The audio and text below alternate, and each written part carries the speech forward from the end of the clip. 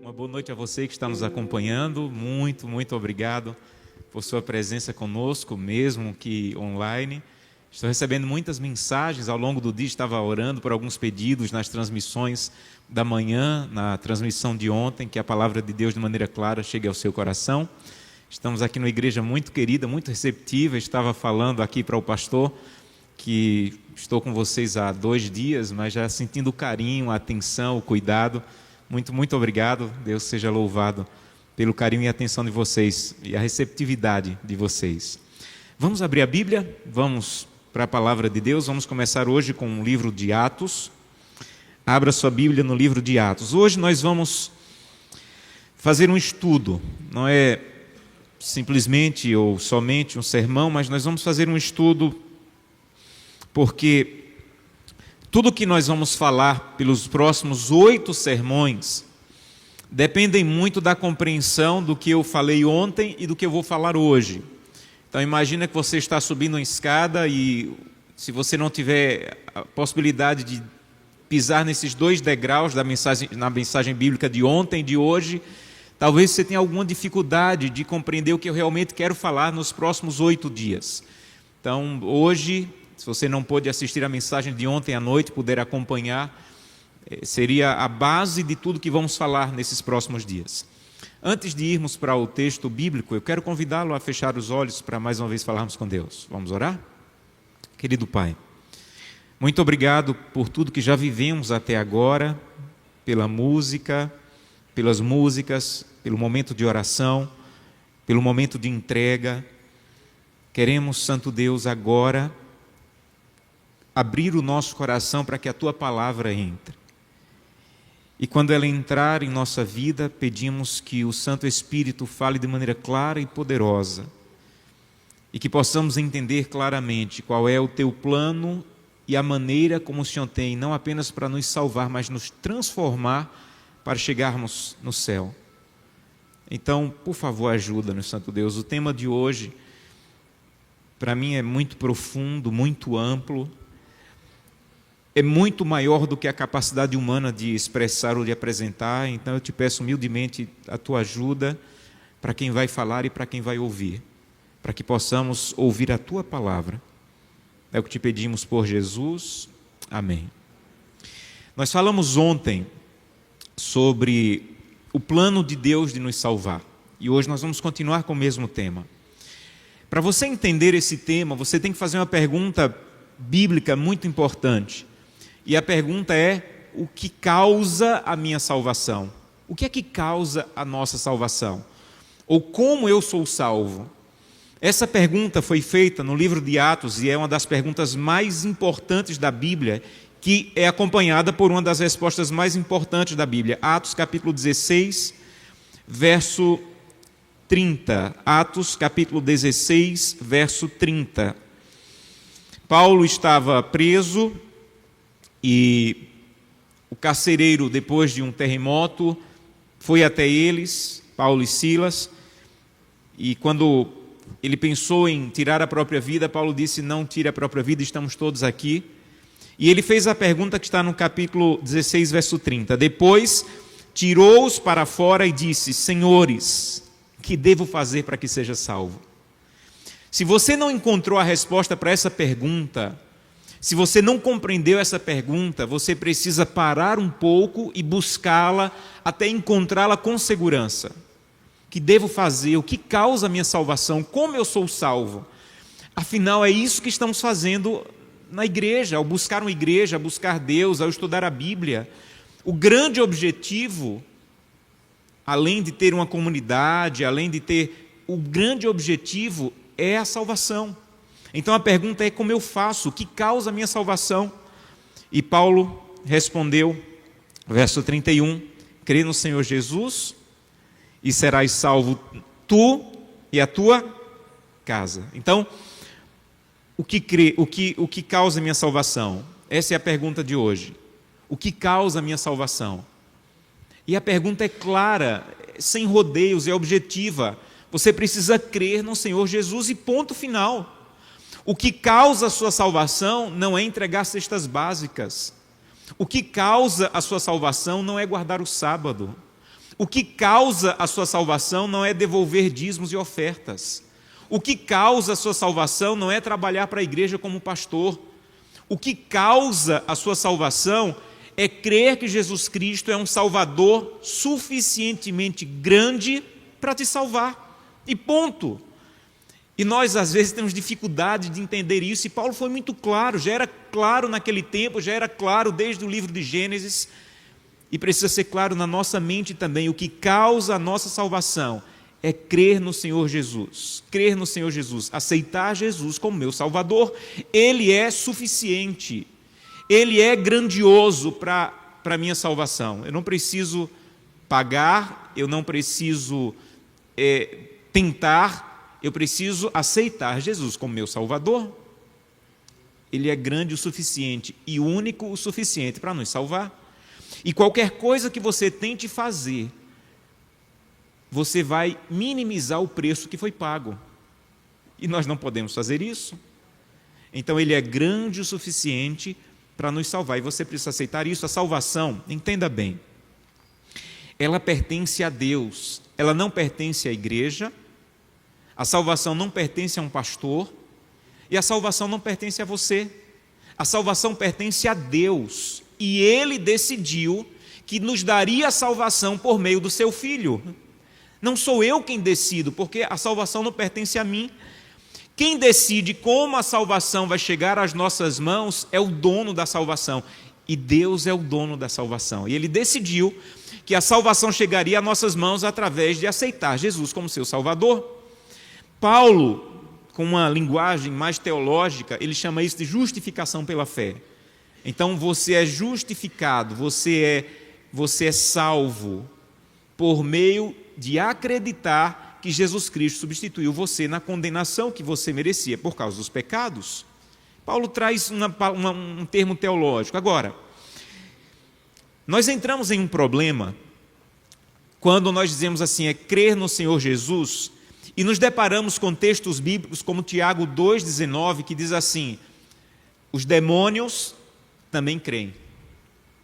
Então, se o que eu preciso fazer para crer, para ser salvo, é crer no Senhor Jesus, mas a Bíblia diz que os demônios creem e evidentemente eles não serão salvos, o que é que diferencia a minha crença da crença dos demônios?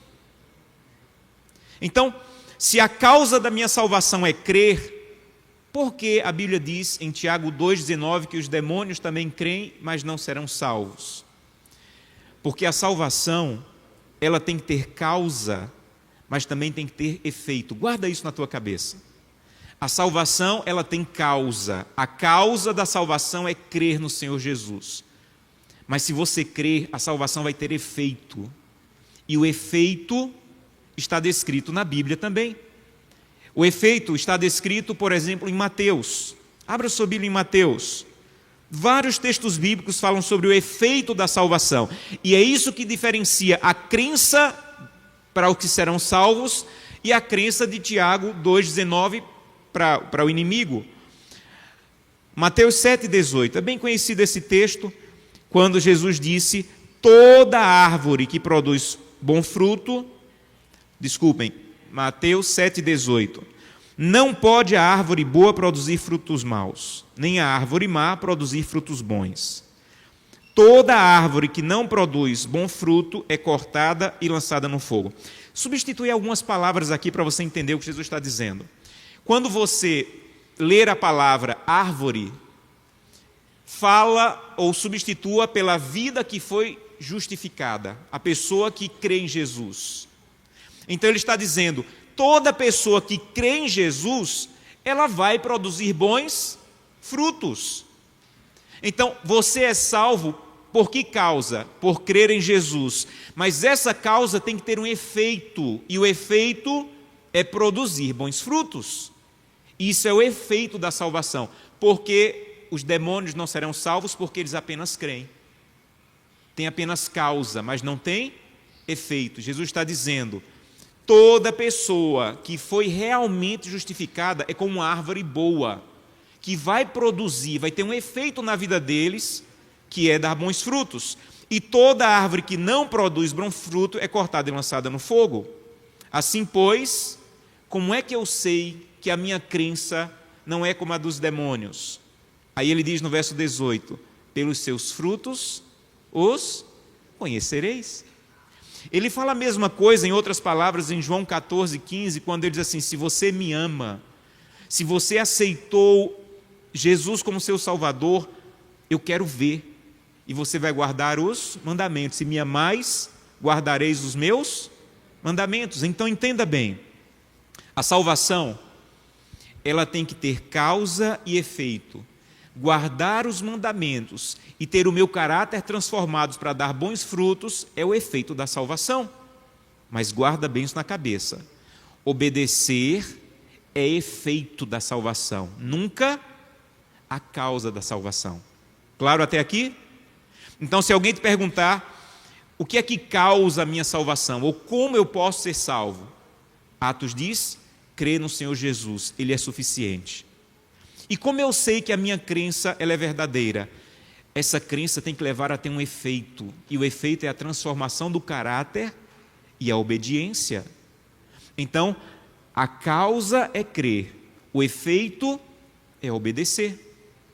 A causa é crer, o efeito é obedecer. Para tentar ilustrar, eu gosto dessas imagens e vou pedir que você preste bem atenção em tudo que nós vamos apresentar nessas imagens a partir daqui. A história da humanidade ela é dividida em antes de Cristo e depois de Cristo. E a vida de todo cristão também é dividida em antes de Cristo e depois de Cristo. A Bíblia diz, abra sua Bíblia em Colossenses, Colossenses capítulo 1. A Bíblia diz que antes de Cristo você era isso aqui, ó. Colossenses capítulo 1, verso 21. Colossenses 1, 21. E vocês que antes eram estranhos, inimigos de Deus no entendimento, pelas vossas obras malignas. Então, sabe quem você era antes de Cristo? Estranho à salvação, inimigo de Deus e só tinha obras malignas. Sabe o que é que Paulo está descrevendo aqui? Alguém que está perdido antes de Cristo. Todos nós temos um antes de Cristo. Eu nasci num lar adventista, mas eu tenho o meu antes de Cristo.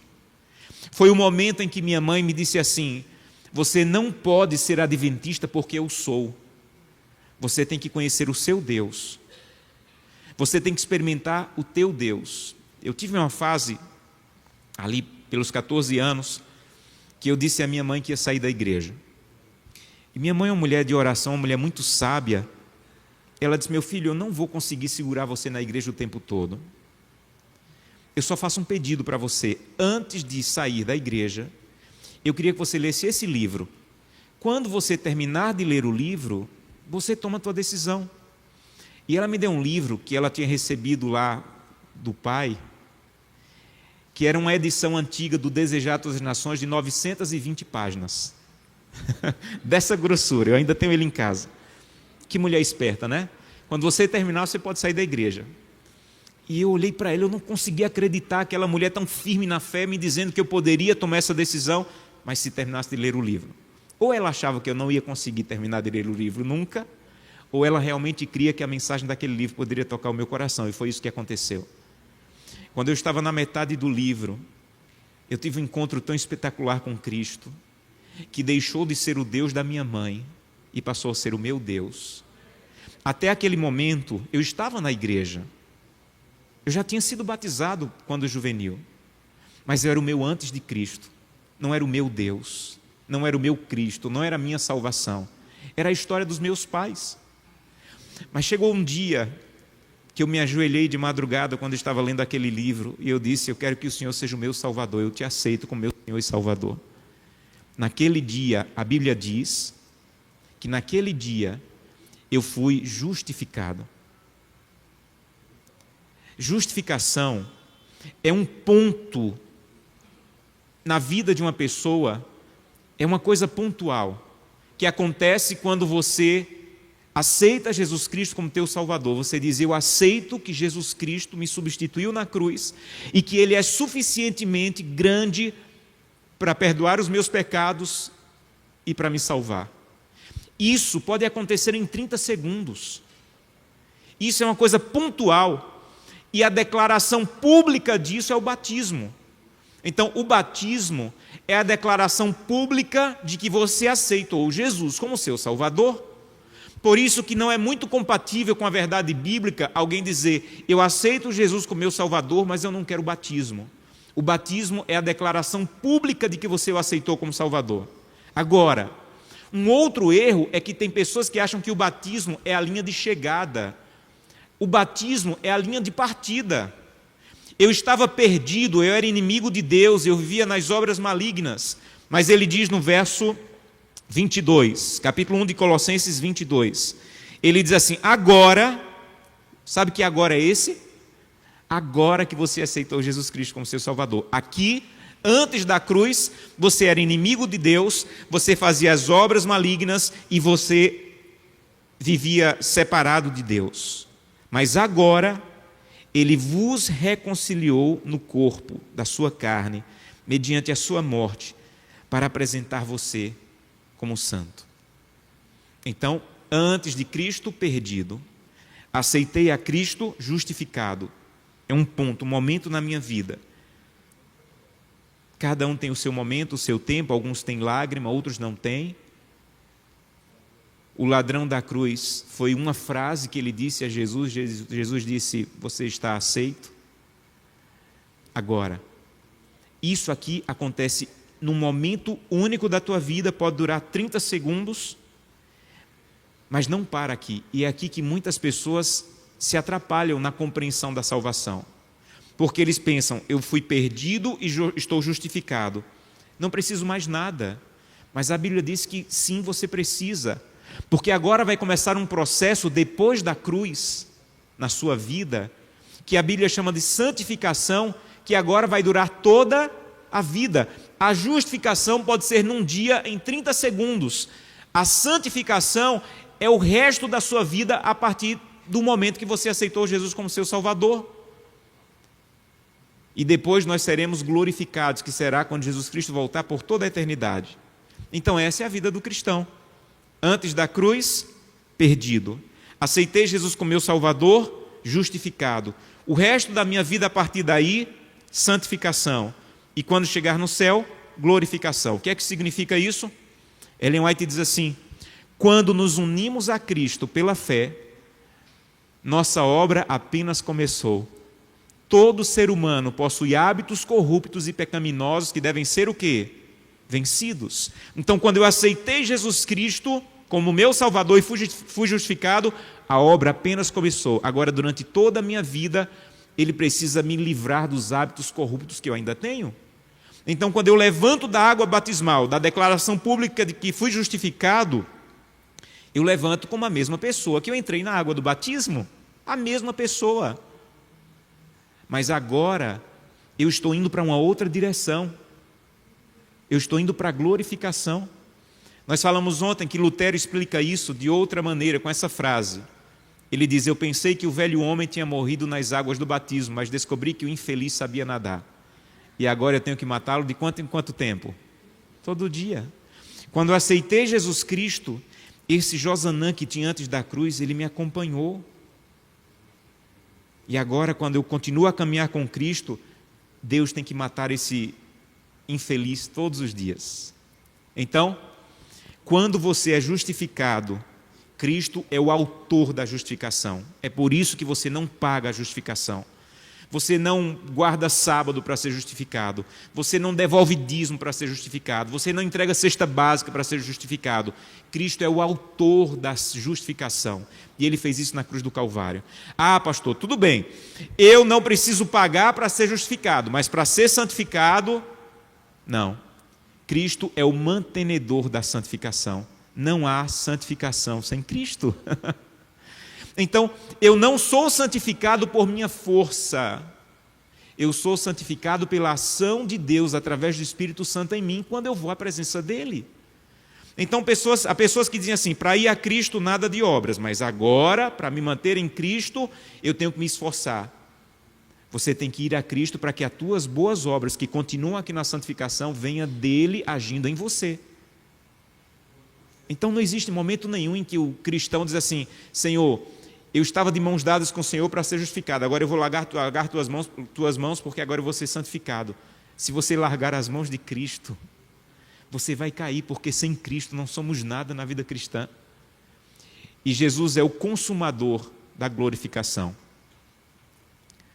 Quando você estava perdido, a Bíblia diz que você estava na carne. A Bíblia fala muito isso. Você estava na carne, você vivia para o eu, você vivia para você mesmo. Quando você foi santificado, a Bíblia diz agora, você não vive mais para a carne, você vive para o Espírito. Lá, você fazia o que você queria. Agora, você tem um outro Senhor que deve dominar a tua vida, que é o Espírito Santo. Então, não é mais o eu quem tem que dominar você, só que o eu ainda está em você. Mas quem tem que dominar a sua vida é o Espírito Santo. E como eu faço isso? Indo à presença de Deus e dizendo o que eu falei hoje de manhã: Santo Deus, me esvazia. Santo Deus, me esvazia, porque eu quero ser preenchido por Ti. Quando você estava perdido, a luta de Deus era para te livrar das garras do inimigo. Essa era a luta de Deus. Nós estamos na igreja, mas sabe o que está acontecendo lá fora?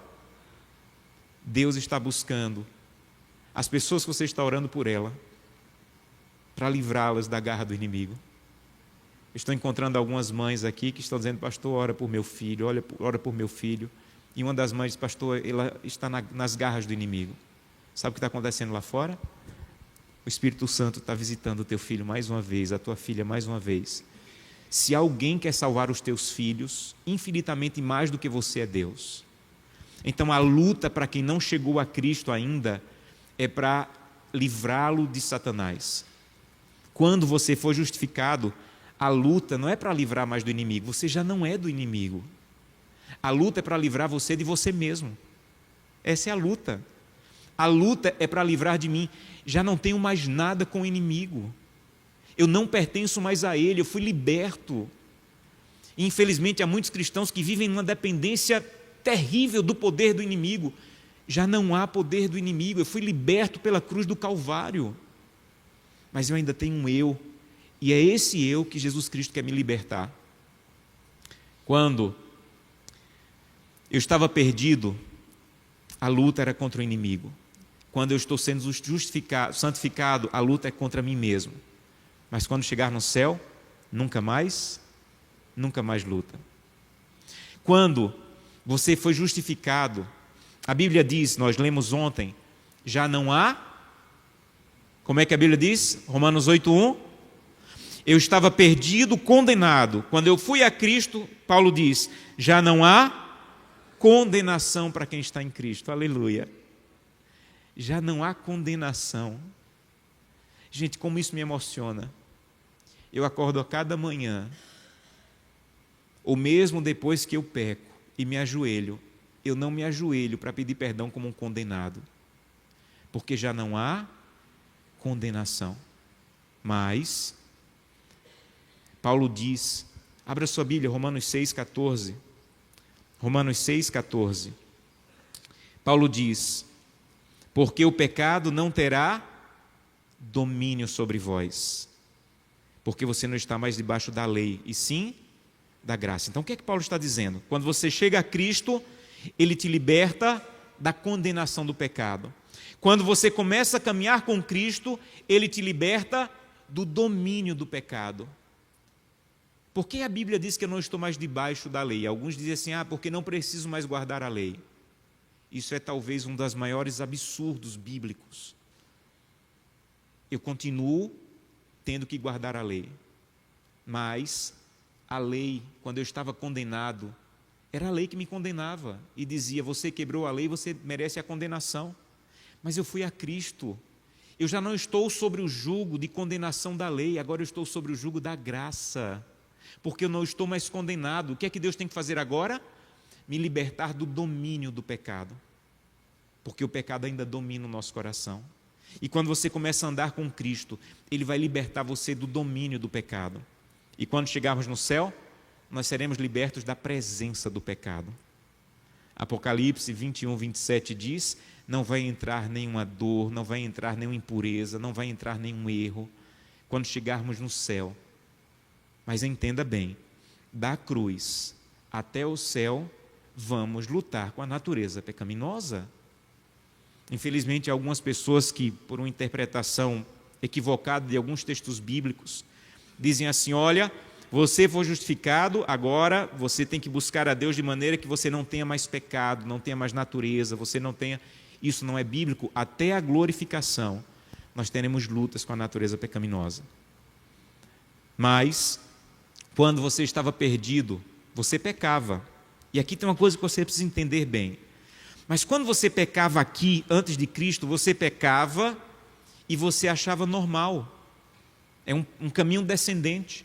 Como eu falei, uma pessoa antes de Cristo é capaz de trair a esposa e falar no trabalho para os amigos, e brincar com isso.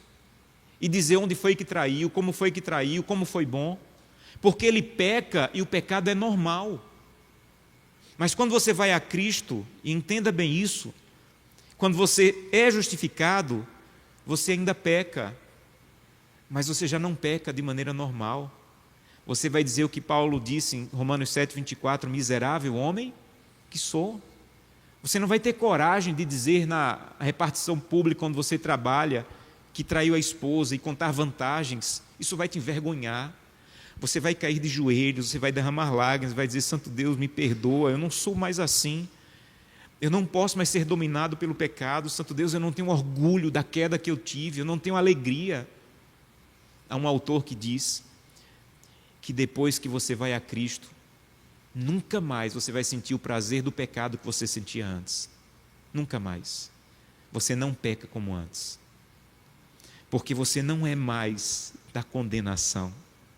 Você é de Cristo. E quando você for glorificado, nunca mais pecado. Nunca mais lutas contra o pecado. Essa é uma das citações preferidas para mim, que diz: havemos de falhar muitas vezes em nosso esforço por copiar o modelo divino. Então, quando é que nós estamos copiando o modelo divino? Na santificação. E nós vamos falhar. Mas você não deve desanimar. Você deve orar mais fervorosamente, crer mais plenamente e fazer o quê? Tentar de novo. E tem gente que não aceita isso em Deus. Você aceita que Deus é capaz de ressuscitar morto. Você aceita que Deus é capaz de curar paralítico. Você aceita que Deus tem poder para curar cego, mas você não aceita que Deus tem poder para curar o teu pecado, para perdoar o teu pecado. Ao ponto de um dia Jesus dizer assim para os fariseus: o Filho do Homem tem poder para perdoar pecados. Você crê nisso? Você crê que Ele tem poder para criar o sol, você crê que Ele tem poder para criar as estrelas, mas quando você peca, você não tem coragem ou não tem crença suficiente para crer que Ele é capaz de perdoar o teu pecado? Quando eu era criança, meus pais, somos 3 irmãos, e meus pais, somos de idades diferentes, e meus pais decidiram que não tinham como comprar, financeiramente, não tinham como comprar bicicleta para os 3, porque tinham que ser 3 bicicletas diferentes, pela idade diferente. Então, já que não tem como comprar 3, não compra nenhuma. Essa foi a regra de casa. E eu aprendi a andar de bicicleta na bicicleta de um primo. Você já tentou andar de bicicleta na bicicleta do primo? É assim que funciona. Ele anda, e quando ele não quer mais, ele encosta lá. Aí você pega. Quando você pega, ele quer de novo. E quando ele dá a chance de você andar, ele fica atrás. Ele não cai, você vai arranhar a minha bicicleta. E quando você cai, porque você vai cair, você está aprendendo a andar de bicicleta, você vai cair. Ele está atrás dizendo: você caiu, você arranhou, você não pode mais andar. E foi assim que eu aprendi a andar de bicicleta. Tem gente que está na vida cristã desse jeito. Ele acha que quando chegou a Cristo, ele subiu na bicicleta da vida cristã e começou a pedalar. E Cristo está atrás dizendo assim: não caia. Se você cair, olha lá. Se você cair, você disse que não ia cair, você já está batizado. E quando você cai, ele está dizendo: está vendo aí? Caiu de novo, é isso que você fez? Esse não é o Deus da Bíblia. Sabe qual é o Deus da Bíblia? Quando você aceita Ele como seu Salvador, você sobe na bicicleta da vida cristã e começa a pedalar. E quando você cai, Ele se ajoelha, Ele te levanta, Ele te dá um beijo, Ele tira a tua poeira, Ele diz: sobe de novo na bicicleta e vamos tentar de novo. Eu vou te ajudar. Esse é o meu Deus. E se você não conhece esse teu Deus, você tem um grande problema na vida espiritual. Quando eu caio e eu digo, chegou o fim, eu sinto meu Deus atrás de mim dizendo: o fim para você, mas não para mim. Levanta, eu vou te dar um beijo, eu vou tirar a tua poeira, sobe de novo na bicicleta e vamos tentar de novo. Tente de novo. Sabe o que é lindo nesse processo? É que quando você foi justificado, você fez uma aceitação passiva. Você só aceitou. O que é que eu faço? Nada. Qual é a única contribuição que eu dou para a justificação? Ser pecador. Se você não é pecador, você não precisa ser justificado. A única contribuição que você dá para ser justificado é assumir que é pecador. É passivo. Já na santificação, não é passivo. E é isso que algumas pessoas se confundem quando estão lendo a Bíblia. Porque Paulo diz lá em 1 Coríntios 9, 27, esmurro o meu corpo. E tem gente que acha que ele está falando esmurro o meu corpo para ser aceito por Cristo. Você não precisa esmurrar o corpo para ser aceito por Cristo. Depois que você foi aceito por Cristo, você esmurra o seu corpo. Quando ele fala esmurrar seu corpo, é dizer assim: eu vou parar de fazer a minha vontade. Eu quero comer isso, mas sei que isso Deus não quer. Eu quero acessar isso, mas sei que isso desagrada a Deus. Eu vou esmurrar a minha vontade para fazer a vontade de Deus. Não é para ser salvo, é para viver como salvo. Então, quando ele diz assim: olha, vista a armadura da fé, combata o bom combate cristão, ele não está falando para ser aceito, ele está falando para permanecer ao lado de Cristo. Porque para a santificação, você tem que ser ativo, você tem que orar, você tem que ler a Bíblia, você tem que buscar a Deus, você tem que ir à presença do Espírito Santo, para que Ele possa agir em você. No processo da justificação, a função dela é lhe tornar justo. Estava perdido, cheguei a Cristo e Ele me torna justo. Já na santificação, a função da santificação é me manter justo. Quando você vai a Cristo na justificação, é como se você estivesse ouvindo Jesus dizer: você estava perdido, mas eu não quero ser perdido, Senhor, eu quero ir a Ti. E você vai ouvir Ele dizendo: eu também não te condeno. Aí quando você é justificado, você começa a andar com Ele, você vai ouvir Ele dizendo: agora vá e não peque mais. Quando você está nesse processo da justificação, você vai entender que justificação é o que Cristo fez por nós, na cruz do Calvário, sem minha participação. Já na santificação é o que Cristo faz em nós, quando vamos à presença dEle. Ellen White diz: tanto o nosso título para o céu, que você adquire quando é justificado, já não está condenado, como a sua adaptação para o céu, se encontram em Cristo. Então, quando você é justificado, você recebe o título para ser salvo. Quando você é santificado, você é adaptado para a salvação, você é transformado para a salvação.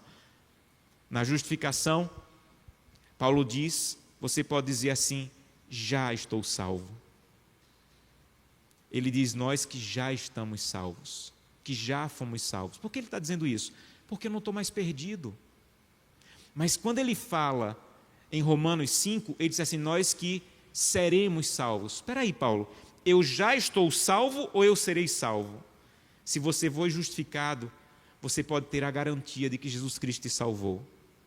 Mas quando ele fala seremos salvos, ele está olhando para o céu e está dizendo: eu vou chegar lá, ainda não cheguei, mas eu vou chegar. Seremos salvos pelo agir de Deus em nós. E na glorificação, completamente, eternamente salvos.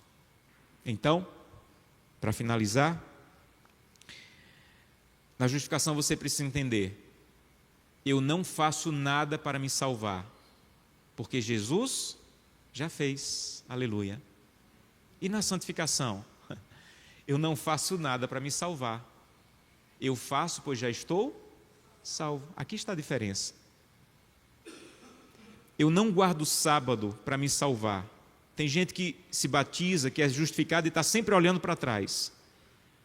Eu preciso obedecer, porque isso aqui foi muito grande. O que ele fez por mim foi muito grande. Eu preciso fazer isso, porque o que ele fez por mim foi muito grande, eu tenho que pagar. Não. Vira de lado. Por que eu vou obedecer? Porque eu estou indo para o céu. E eu tenho que viver como alguém que está indo para o céu. Eu não trato bem minha esposa, eu não adultero. Não é para que Cristo me aceite, Ele já me aceitou. Eu não adultero, porque quem vai para o céu não adultera, e eu estou indo para lá. Eu já fui salvo, mas agora eu tenho que viver como um salvo. Não existe salvação pela obediência, mas existe obediência como evidência da salvação. Quando você é justificado, você tem que entender, você foi salvo, por isso você obedece. Na santificação, você não pode pensar, eu obedeço para ser salvo. Então, eu não olho mais para trás. Eu já fui salvo, agora eu olho para frente. Eu estou indo para o céu e vou viver como salvo. Sabem? Todo esse processo, ele acontece, a partir desse momento, ele acontece todo dia. Todo dia. Para onde eu estou indo? Eu tenho que viver como alguém que está indo para lá. Eu tenho que viver como alguém que está indo para o céu. Um dia, diz que numa feira de escravos, um homem estava sendo vendido como escravo e alguém chegou para comprá-lo e ele dizia, eu não sou escravo, eu não vou trabalhar. E ninguém queria comprá-lo. E ele era chicoteado e dizia, eu não sou escravo, eu não vou trabalhar. Até que chegou um senhor e disse, eu quero comprá-lo. E o homem que estava vendendo disse, olha, ele disse que não vai trabalhar, mas eu quero. E ele levou ele até a porta da fazenda e quando chegou lá disse assim, você está livre, eu te comprei para dar liberdade, eu não acredito na escravidão. Se você quiser trabalhar na minha fazenda, seja bem-vindo como trabalhador, para ganhar. Se você não quiser, você está livre, eu não tenho escravos. E a história diz que aquele homem disse, eu vou trabalhar pelo resto da sua vida para você, porque você pagou por mim. Quando você entende o que aconteceu aqui, você nunca mais vai guardar o sábado dizendo, eu vou guardar o sábado porque preciso. Você vai dizer, eu vou guardar o sábado porque ele já fez muito por mim, eu quero passar um dia com ele. O sábado não tem nada a ver com legalismo, com conseguir a salvação. O sábado, a devolução de dízimos e ofertas, o cuidado com o corpo, o não roubar, não mentir, não adulterar, tem a ver com você entender o que aconteceu aqui e que viver à altura e ao lado de um Deus que te ama e que te salvou e que pagou um preço grandioso. Há alguns anos eu estava pregando e algumas pessoas decidiram pelo batismo naquela semana. E eu fui nas casas para encher a ficha de batismo. E uma das casas era de um adolescente que dizia, pastor, eu já estou pronta para o batismo, mas eu acho que eu não posso ser batizada. Eu perguntei, por que você não pode ser batizada? E ela disse, eu vi o meu pai ser assassinado. E a pessoa que matou o meu pai fugiu. Mas a família dele, dessa pessoa que matou meu pai, frequenta a igreja. E quando eu vou para a igreja e vejo essa família, eu sinto ódio. Imagina na cabeça de um adolescente tudo isso. E eu disse, meu Deus, quanta coisa na cabeça de um adolescente. E ela disse, pastor, como é que eu vou batizar se eu sinto isso? Como é que eu vou batizar se eu sou assim ainda? E eu disse para ela, olha, sentindo isso, você está condenada. E você tem que ir para Jesus condenada mesmo. E quando você aceitar Jesus Cristo e publicamente for batizada, toda a condenação vai ficar para trás. Todo o passado, todo o ódio, toda a mágoa, tudo que você já sentiu vai ser apagado. E quando eu levantar você da água do batismo, sabe o que vai acontecer? Você vai continuar sentindo ódio. Aí você vai começar a ir a Cristo todo dia. E sabe o que vai acontecer? Cristo vai arrancar um pouquinho desse ódio todo dia. Todo dia, todo dia, todo dia. Ao ponto de você conceber a ideia de ir para o céu e morar do lado da casa dessa família no céu. Então sabe para quem é o batismo? Eu disse para ela, é para quem está condenado, como você está se achando, mas que quer aceitar Jesus Cristo como seu Salvador e quer que Ele te transforme para que você não sinta mais isso. No final da semana, quando eu deitei ela na água do batismo e levantei, ela estava chorando, porque de alguma maneira, naquela cabeça adolescente, ela havia entendido isso aqui na prática. Há salvação em Cristo Jesus. Mas não há só salvação em Cristo Jesus, há transformação em Cristo Jesus. Nós vamos finalizar com uma música, a Melissa vai cantar, e eu quero convidá-lo durante a música a conversar com Deus. Feche seus olhos, vocês que estão em casa, converse com Deus, fala para Deus da tua decisão de segui-lo, de entender e viver isso. Eu não sei se eu estou falando hoje para alguém que não quer entregar a vida a Cristo porque tem medo, já fui muito longe, já fiz muita coisa errada e sou mal. Vem para Cristo. E quando você for a Ele todos os dias, Ele vai entrar na tua vida e vai transformar você. Você que está em casa, se for possível, onde você estiver, coloque-se em pé também. Eu não vou ver, as pessoas que estão na igreja não vão ver, mas há um Deus que está do teu lado, que está vendo essa tua decisão. Feche os seus olhos e vamos orar. Querido Pai, muito obrigado por esse plano tão perfeito, tão profundo, tão cheio de amor e graça. Algumas pessoas se colocaram em pé dizendo: eu aceito a condição e eu quero declarar essa aceitação publicamente um dia através do batismo. Eu te peço em nome de Jesus, dá um forte abraço nessas pessoas, Senhor, as que estão aqui, as que estão nos assistindo, que elas saiam hoje com o coração tão cheio de paz, transbordando de paz, com uma garantia de que essa é a melhor decisão que elas já tomaram na vida.